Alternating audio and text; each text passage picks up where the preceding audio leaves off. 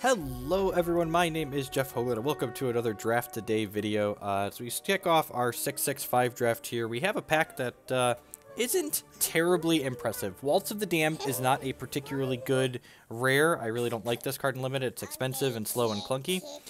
Weeping Banshee is a card that's an uncommon that's kind of hard to build around. You have to have a lot of things go your way in order for this to be powerful. The other uncommons in here are all reasonable. Warpsteel Shardsworn, Mindrax Sorcerer, Probed Warpair are all fine if you're already in these shards, but I don't think any of these cards are like reason to move into those shards. I actually think I'm going to start this pack off by picking up a piece of removal here. There's a Feed the Flames in the common slot that's just like easily one of the best pieces of common Ruby removal in this format, and there aren't a ton of other good Ruby cards in this pack, so like taking the one good Ruby card out of this pack sounds plenty appealing to me.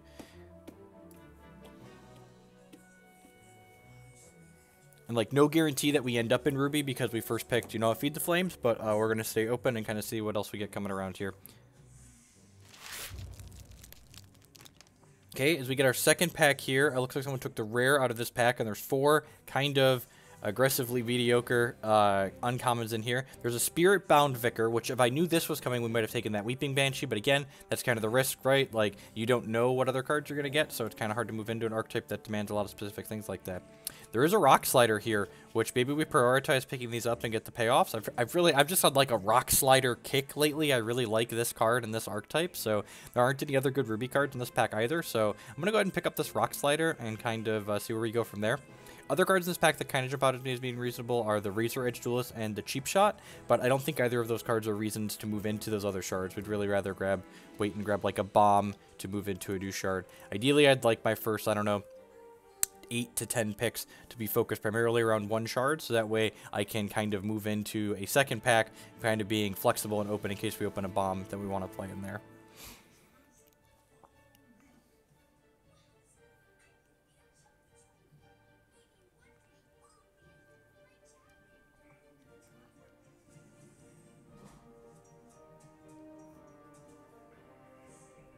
More good Ruby cards, please.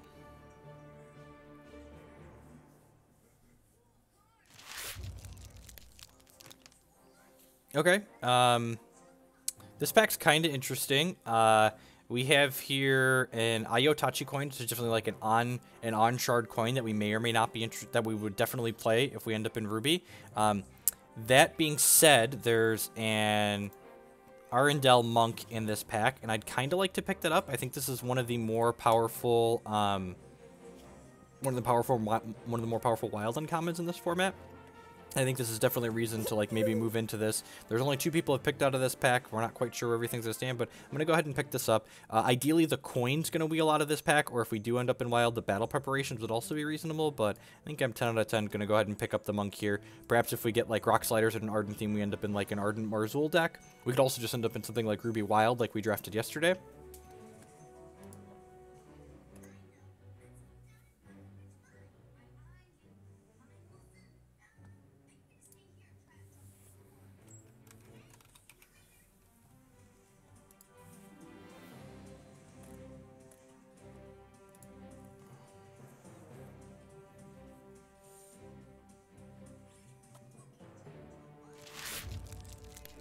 Wow, this pack is stacked. There's a Feed the Flames, there's a Blitz, there's an Arena Regular.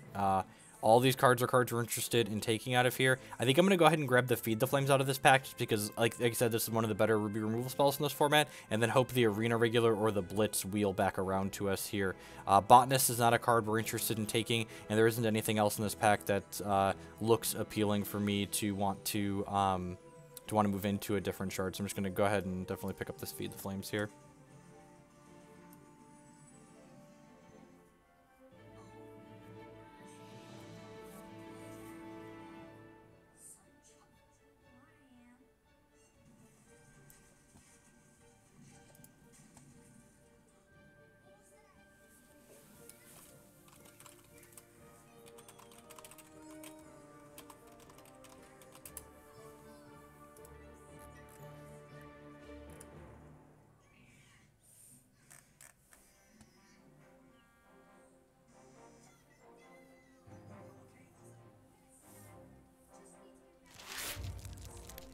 In this pack, we don't have anything that's too particularly exciting. There's nothing in this pack that's particularly good for Ruby or Wild. Spring Renewal, I don't think it's going to target non-action card from your crypt back in your hand. I guess this can like rebuy a Rock Slider or something like that in the mid to late game, but I feel like that's kind of mediocre. We could potentially grab the Skittering Cultivator here, because there's definitely a Ruby Sapphire Charges deck that's Underworld focused. I don't hate that. It's also objectively probably one of the more powerful cards in this pack.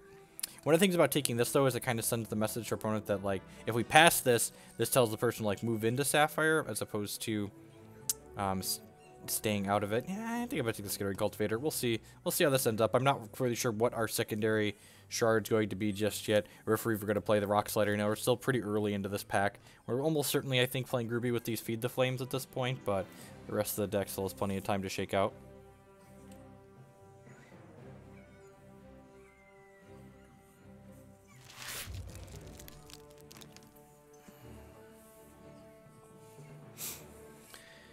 This pack doesn't have anything very reasonable for Ruby or Sapphire in it, but Crossing Swords is one of the better pieces of removal in this format as far as Wild goes. It allows your troop to exhaust and get +1/+1 and battle something, and that works really well with the Diligence on the Monk. So I think I'm 10 out of 10 going to go ahead and pick up Crossing Swords here.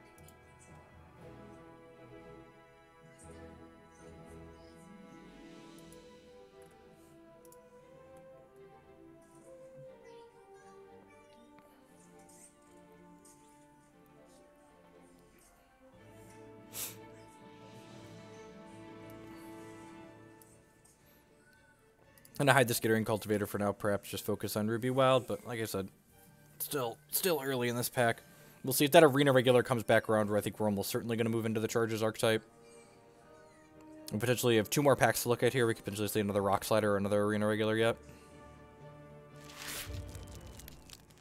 There's a Gallant Duelist here, which is just like a fine Ardent Troop. It's also another Valor producer, which is nice. There's also a Sparkle Cap here, which is an Ardent Troop and potentially a Valor producer in this these shards. It's not particularly good with Rock Slider, though. I think I'm going to err on grabbing the Gallant Duelist here, but I could see this going either way. The Sparkle Caps were very reasonable in the Grandfather Elk deck that we played in the previous draft, but I think I'm going to grab Duelist for now on the off chance that we end up getting that Arena Regular back and then are playing the Rock Slider Arena Regular deck. Yeah, you think so? Do you want a snack? You want a Newton? Yeah. Yeah, you want a Newton?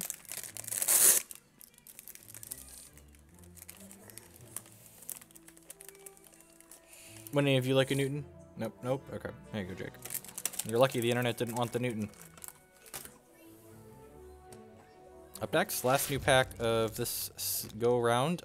Stalagamage actually pretty reasonable in these Ruby aggressive decks, especially when you're like Stalagamage on one and to like feed the flames your blocker and start pushing damage. Anytime you have Stalagamage on the play is very reasonable as well. And if you end up playing Marzul, this card gives you a charge also, which is great.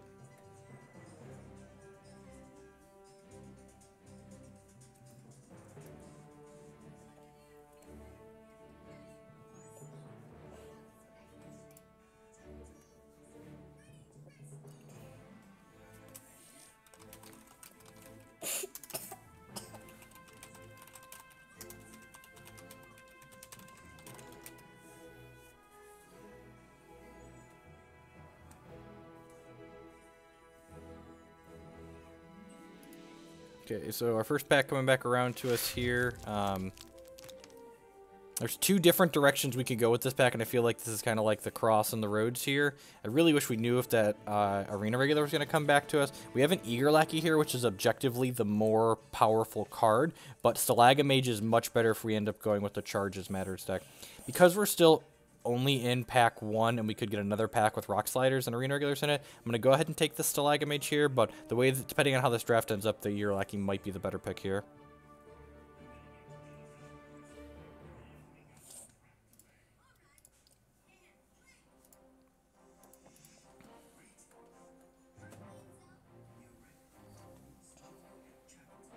Come on, bring me my Arena Regular back. Bring my Arena Regular back to me. Can't you see? Sparkle Cap came back around. Okay. Nope, Dad doesn't want your Newton. The internet doesn't want your Newton. If you don't want the Newton, nobody wants it, Jacob. Hiya. Hi,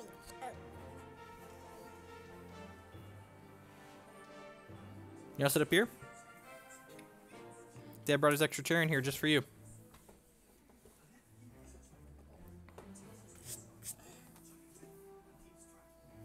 I think this next pack's the regular pack, or the one after it, perhaps?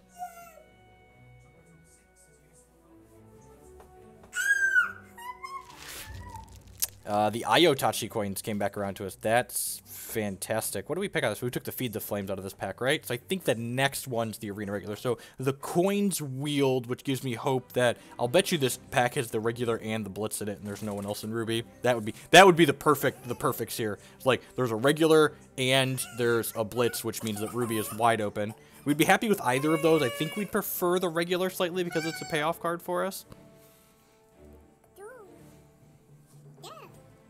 That's what you want? Want your drink? Arena regular.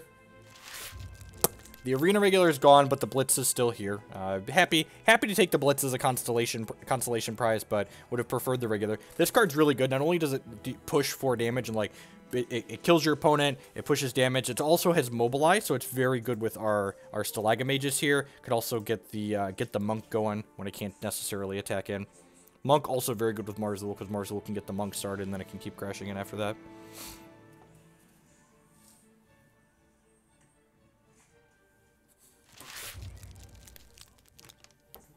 Nothing to see here. Just gonna go ahead and grab the Outflank, I guess. Probably the most playable card here.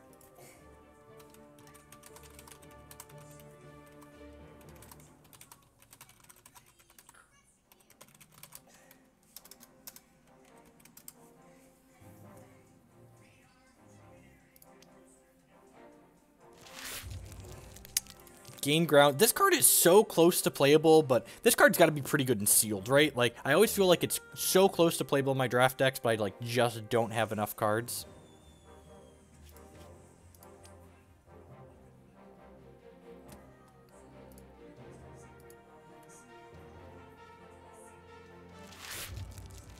Nothing too interesting here. I'll grab Turretron. I feel like there's a world where this card's playable. It's just like a 4/4 for 4, kind of. But it just takes a second to get going. It's probably just, this is like a card that's like, fills out your 23rd card in sealed or something like that. Tale of Trauma. Still don't think this card's particularly good, but maybe I'm underrating. I feel like if it was, I don't even know if it's playable at 3. Let's grab our last card here and then hoping to open a Surging Wildfire or, you know, some more good removal here.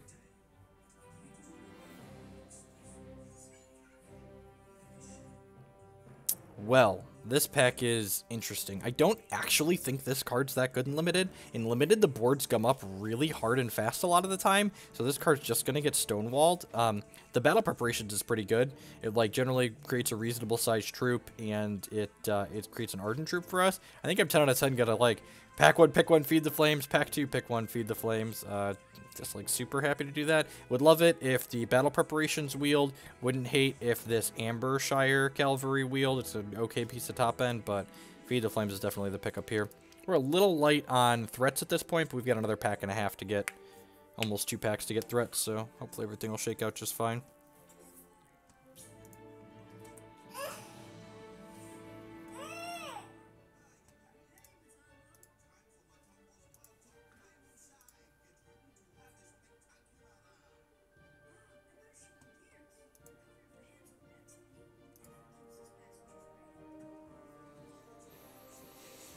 See if we get paid off, get a couple regulars, get another Rock Slider, maybe another Monk in here. That'd be sweet. We only have 1, 2, 3, 4 Ardent troops currently. So a little bit on the low end of that. Really, as I've said, mentioned a ton of times, we've been drafting Ruby a lot lately and getting paid off for it, but the strength of your Ruby decks will largely depend on how good your 3rd pack is, your set 5 pack. And as I say, maybe we'll get another Monk. We get another Monk. I'm 10 out of 10 drafting the Monk just because we're light on troops. Wouldn't mind if this Galleon Sentinel or this Explosive Interlude wheeled, but the coins would also be reasonable as well. So 10 out of 10 definitely grabbing that. You need me to turn the light? I'll be right back.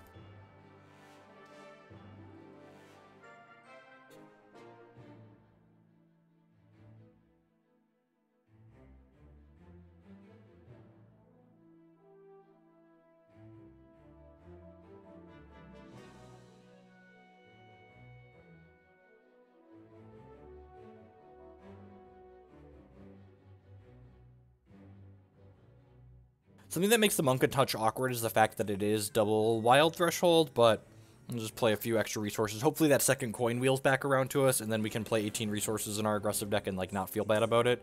The best way to, like, make sure you beat both double threshold requirements consistently is just, like, playing enough resources.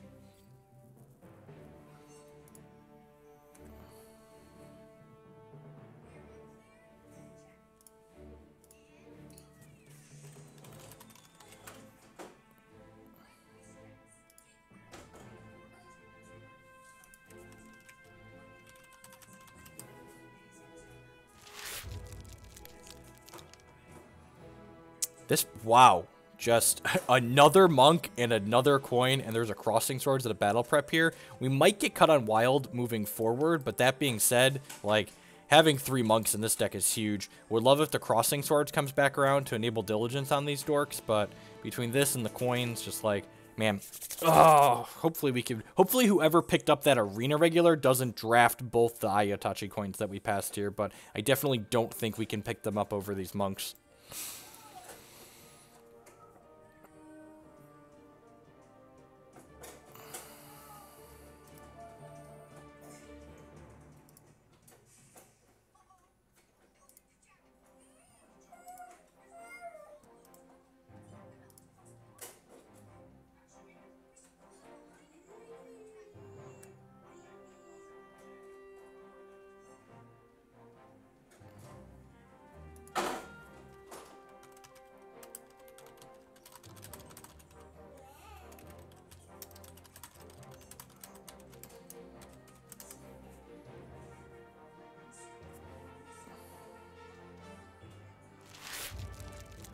This pack here, we get rewarded again for being in these shards that we're in. The Apprentice Earthcaller is reasonable, but this is a pretty premium removal spell here. Pyre Strike, deal 4 damage to an opposing troop. If it would die, void it instead, and it's quick.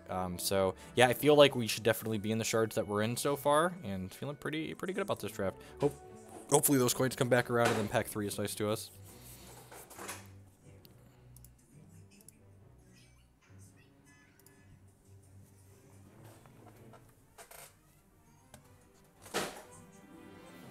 I would kind of like if we see another Blitz in this pack, so that way we have a little bit more mobilized stuff. We only have that 1 mobilized card and Crossing Swords right now to enable our diligence on our troops. Ideally, we could get like a Forgotten Forge or the Verdant Mill in our pack 3, so that way we can have ways to trigger these diligences consistently. Ideally, we're going to get enough 2-drops, that 1s and 2-drops, so we don't need to play the Sparkle Cap since it's not an Ardent Troop, but if worst comes to worst, we can just throw a Valor Gem in that and then play it out. Get some Spring Dancers and some Firebrands in the last pack. You got your mountain there.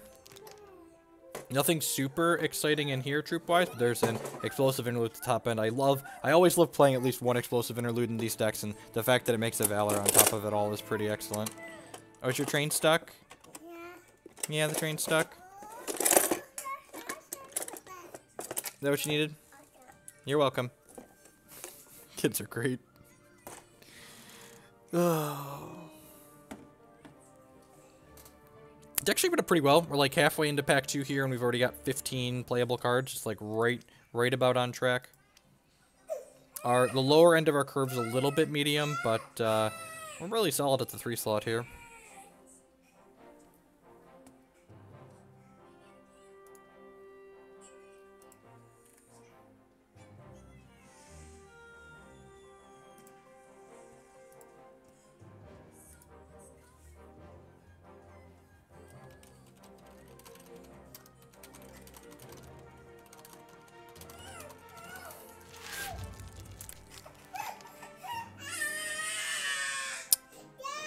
This pack's pretty reasonable for us. There's Gallant Sentinel and Gallant Duelist here, but I think the real prize here is this Fire Soul Gemstone at the top end of our curve. So when she comes into play, she summons a Black Fire Sorcerer, so you get like 6/2 worth of socketed cards for 5 resources. I think that's marginally better than taking another Explosive Interlude here. Usually our decks just want to be a little bit more aggressive, and we already have 3, 4, 5 pieces of removal, so the Gemstone definitely seems excellent.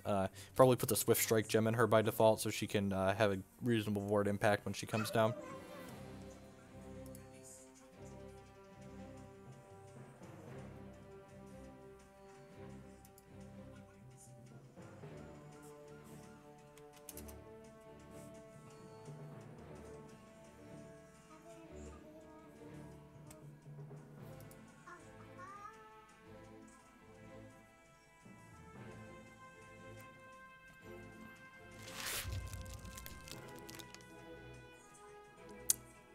This pack's okay. Feral Root Tactics is probably fine. We're likely going to end up with a few different Valors in our deck. We've already got like 1, 2 theoretically, and this card helps us push through damage. You know, honestly, at this point, it's looking like this is going the way of our drafted yesterday, where we just didn't get any more arena regulars or things after this first Rock Slider, and I think I'm just going to cut this and then probably end up in another Grandfather Elk deck, honestly. Hopefully on the backs of these monks and these Feed the Flames it can be reasonable.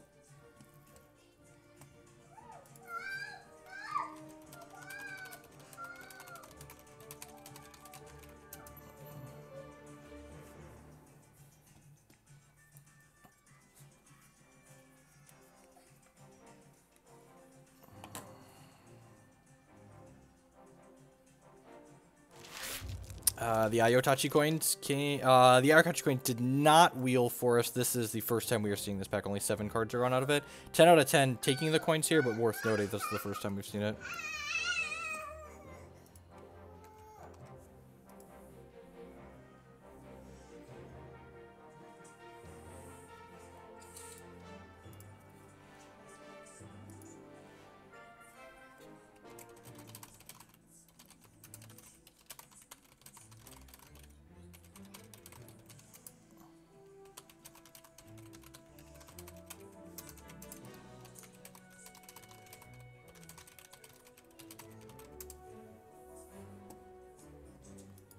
We've got 16 playables here already, so that's good. And we got our second coin. Geez, if both those other coins wheel, we could possibly have...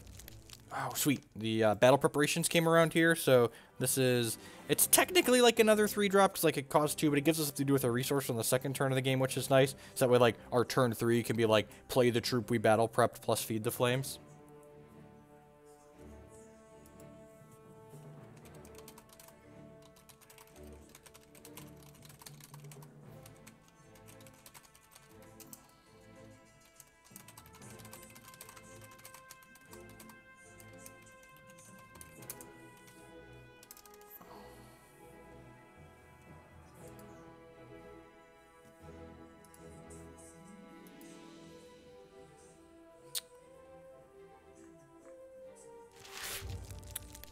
The coins wheeled. Jeez.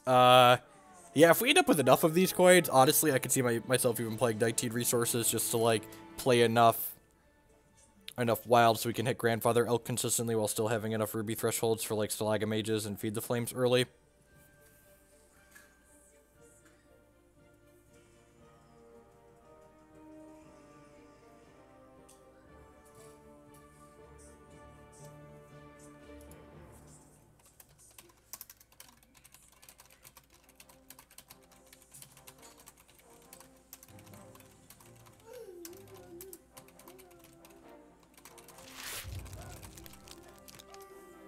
Huh. Fourth coin, Furious Blitzer. Fourth coin, Furious Blitzer. Furious Blitzer is another mobilize enabler with these monks and these Stalagmages, so I actually think that's better than the fourth coin here. I wasn't thinking about it the last time that pack came around. I think I just didn't notice it because I was excited to see the monk and another coin. But I think at this point I would rather have the Blitzer, because like if this card, like if your opponent has like a 3/4 or something like that in play, the Blitzer lets you diligence this into a 5/5 and then start pressuring the following turn, which is nice.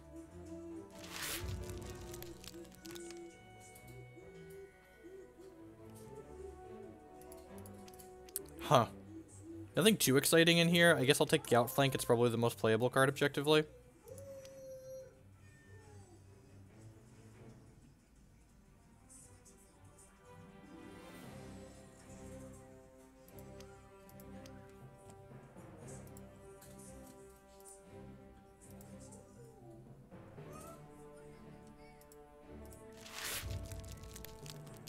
Nothing super exciting in here. Tail of Carnage is actually kind of cute. Diligence, this troop gets +3 power permanently. I'll pick that up. Maybe if we feel like getting cutesy at the end here, we can do that. Kind of surprised all those coins wheeled. I wonder who picked up the arena regular, if they're actually playing it or not. Someone might have just hate drafted it.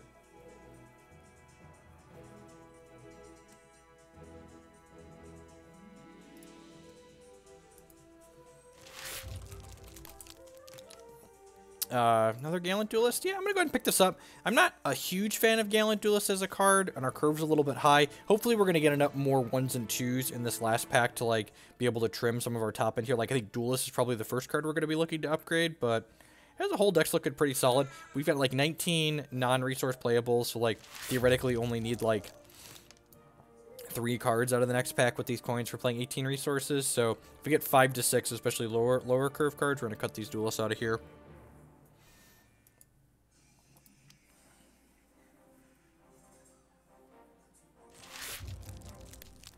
Take the Nasher. Yeah, it doesn't really matter. We're not playing either of those cards. Like how we went from having never drafted Ruby Wild before to landing on Ruby Wild 2 days in a row. Yesterday worked out well, right? Bombs?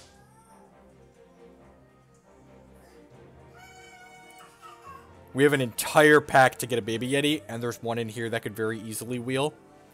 The conservative play is probably take the Forgotten Forge. This is such a tough pick. The curve on our deck is so high right now.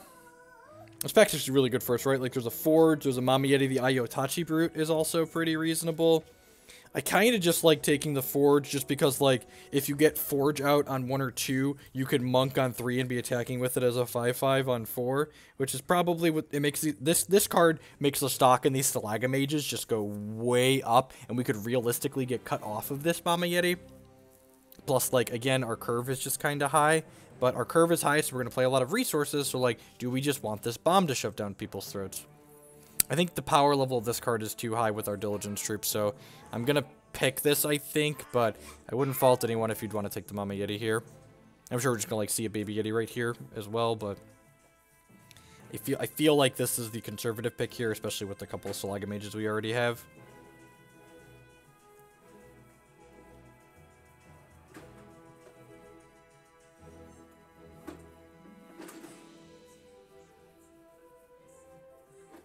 Up next.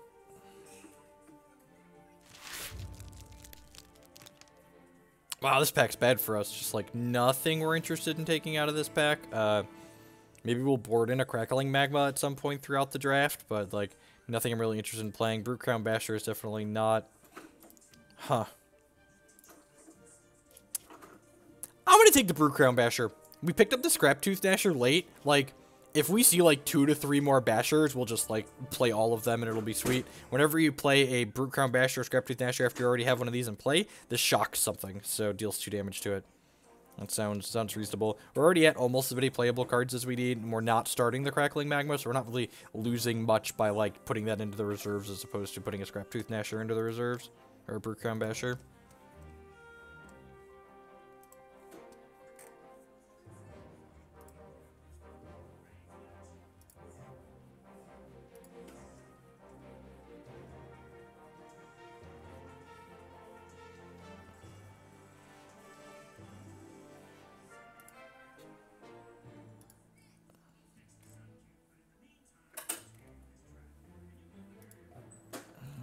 Up next, I would love to get, like, a couple of Lava Shapers here. We haven't asked for a Lava Shaper yet because I feel like every time we ask for them, we never see them. But with 10 out of 10 play every Lava Shaper we get in this pack. There's another Brute Crown Basher that's probably going to wheel to us. There's a Fire in the Hole here. That's a pretty reasonable card. Assault, when a troop you control attacks. If this is in your hand, increase the bolded number by 1. Yeah, I feel like I'm just going to snap off the Fire in the Hole. I wouldn't fault anyone for taking the Deranged Marauder here as well. Just kind of a powerful top-end card, but I have a hard time passing up removal that's this good. This deck could end up being a little bit too threat light, but if we're just, like, mowing down everything they play, we're probably not going to be too bad. We got 2 Stalagmages, a Sparkle Cap, that's 3, 4, 5, 6, 7, 8, 9. We got 10 troops. Hopefully we get see a Spring Dancer or 2 here. Ashwood Firebrand. I mean, what are cards we even be trimming at this point? I guess Battle Preparation is kind of a troop, right? Yeah, it's kind of a troop. Explosives. Actually, I'm going to cut this Explosive Interlude at the top end for now. It's another expensive card in our deck that's already got kind of a high curve, and we've got enough low-cost removal that we probably just don't need it at this point. This puts us at 20 playable, so ideally we pick up, like, two quality 1 and 2 drops here. Most of the quality cards in this set are 2-drop, so ideally get a couple Spring Dancers here or another Valor Producer on 2. Definitely not in the market. Oh, geez, a Verdant Mill. This is another card that rewards us for, like, having all these Diligence troops. And this is, so, you exhaust a troop like all the other outposts, and then when it has 5 or more counters on it, whenever you play a resource, you get a 2/2. So all of your resources turn into 2/2s in the mid to late game, so you can just go wide. And again, just like, if we have a Forge or a Mill on 1, we can play this Monk on 3, and be Diligencing attacking with our 5/5 Spell Shield on turn 4, and just like, just beating them down.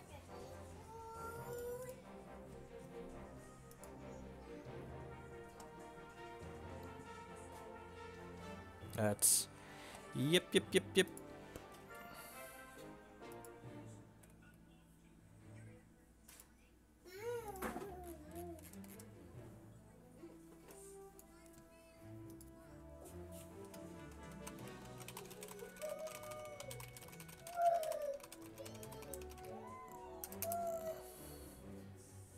Come on, 1s and 2s. 1s and 2s. 1s and 2s. Man, there's just, like, nothing in these packs. I can't... I'm not sure if, like, we're getting cut or if it just doesn't exist in these packs. I mean, I guess we'll take a Gift of the Manti, maybe? A Canyon Howler, just, like, annoying cards. Like, I don't think we're playing Gift of the Manti in this deck. Maybe we are with Monk and Elk. Maybe the Gift is okay with Monk and Elk, but I really feel like we already have, like, 2 reasonable combat tricks. I don't need a third. Really just want... Where are my troops at? Where are my troops at?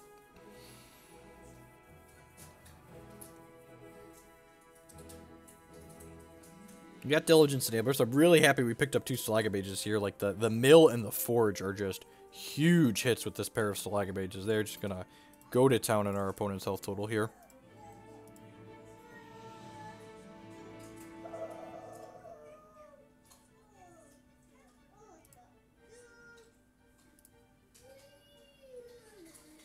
Spring Dancer. Spring Dancer. Ashwood Firebrand. This is exactly what we're looking for.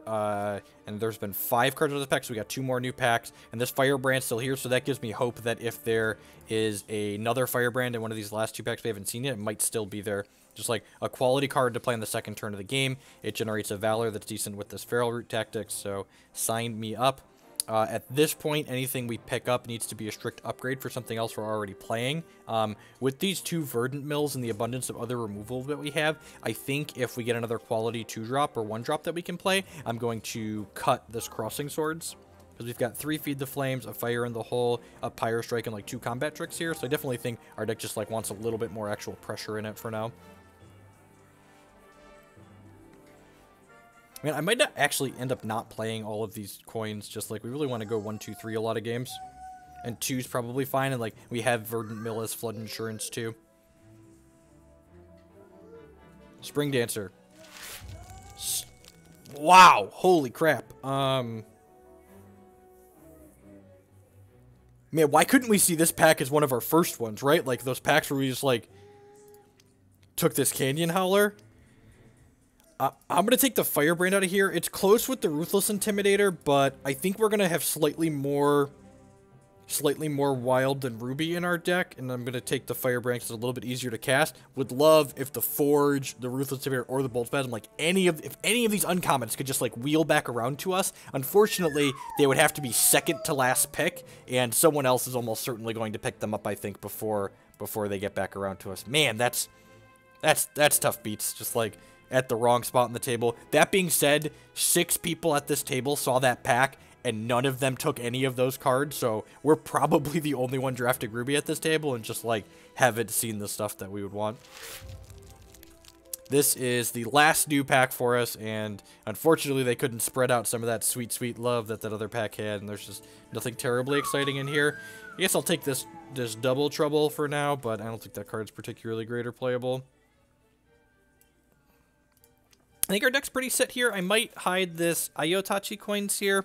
Actually, what I'm probably going to do is I think I'm going to build this as is like this. We're going to put a Swift Strike gem in here and a Valor gem in this Sparkle Cap. But I'm probably going to talk about it with my Hex team and see how they feel, whether or not we should play that extra coin. And I feel like with Verdant Mill, we probably don't need all 3 coins. We're probably going to want to be like playing the resource out in the mid to late game just to like get a 2/2 is probably better than drawing a card a lot of the time, but I could see it going either way.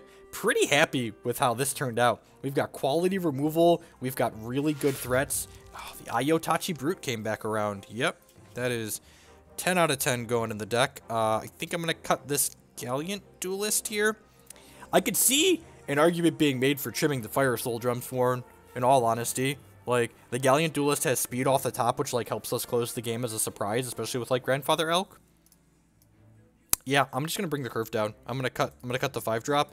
And, like, this is basically a 3-drop in our deck that has enough 1s and 2s, and Furious Blitzer is a 4-drop thanks to Mobilize, so yeah, I think I'm gonna do that. Man, that's awesome. Just, like, actual no one else drafting Ruby at the table. And, like, some really stroke of good luck, the Forgotten Forge or the Bolt Spasm or that other card come back around in our second to last pack and we get to play one of those and just be, like, happier than a pig in poop, but I think this is definitely the deck. Unless one of those cards comes back where we only have 2 picks left, I don't think we're going to be upgrading anything else in this deck. If one of those comes back around, we'll probably upgrade the Sparkle Cap to the Bolt Spasm or the 3/1, but like I said, I'm not expecting to see either of those cards in this next pack. If only that pack had been like one of the first 3, and then likely one of those uncommons would have wheeled to us with no one else having Ruby at the table. No one else being in Ruby.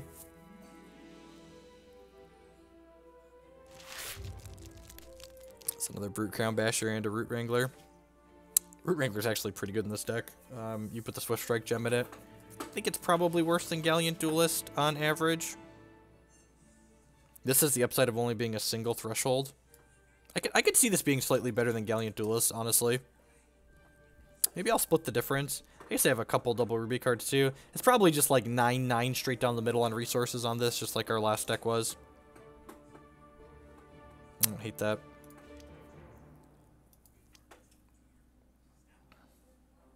One slightly awkward 4-drop versus another slightly awkward 4-drop. Might board this in some matchups, just like give it +1 in Swift Strike if they've got a lot of blockers that like my Monk can't attack through when it's diligenced.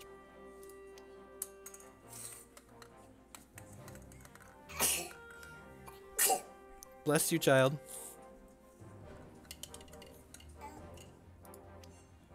And I'm pretty sure we're just going to play Grandfather Elk for the champion here.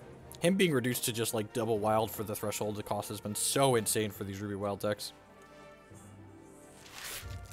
Just, you know, picking up the crap. And again, like these packs just have all the uncommons going out of them because people get to the end of the packs here and they're just like, oh, I'll just take the best card because like that's what you should do when you're not upgrading playables in your deck.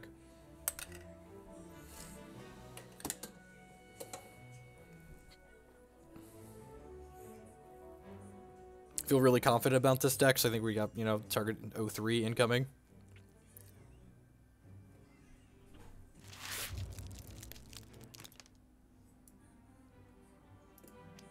I guess I could have taken the Primal Prism there, right? Like I've got a lot of double wild and double ruby. I don't hate that actually. I think I'm gonna swap this Duelist for Root Wrangler with Swift Strike. Another thing to think about here is, like, the more I think about it, is this Sparkle Cap better with Swift Strike than it is with, it's, like, better with Swift Strike with Blitz and Feral Root Tactics, probably? Yeah, this is the pack that would have had one of those other ones in it. So this is the deck. It only depends on what the gems we're doing. Root Wrangler is going to have Swift Strike in it. I think I might try Swift Strike on Sparkle Cap too, honestly. Feral Root Tactics doesn't really need Valors to be good, and like we still have, even without Valor on Sparkle Cap, we have 1, 2, 3 other Valor producers in the deck, so that seems plenty reasonable. I'm gonna go ahead and grab Grandfather Elk here as the champion. That'll be over in just a second, Jacob. As always, remember if you enjoyed today's video, to like it on YouTube and share it on your social media. And remember, we are doing gameplay footage as well now, so be sure to stay tuned for that. And I'll be back tomorrow with another draft a day.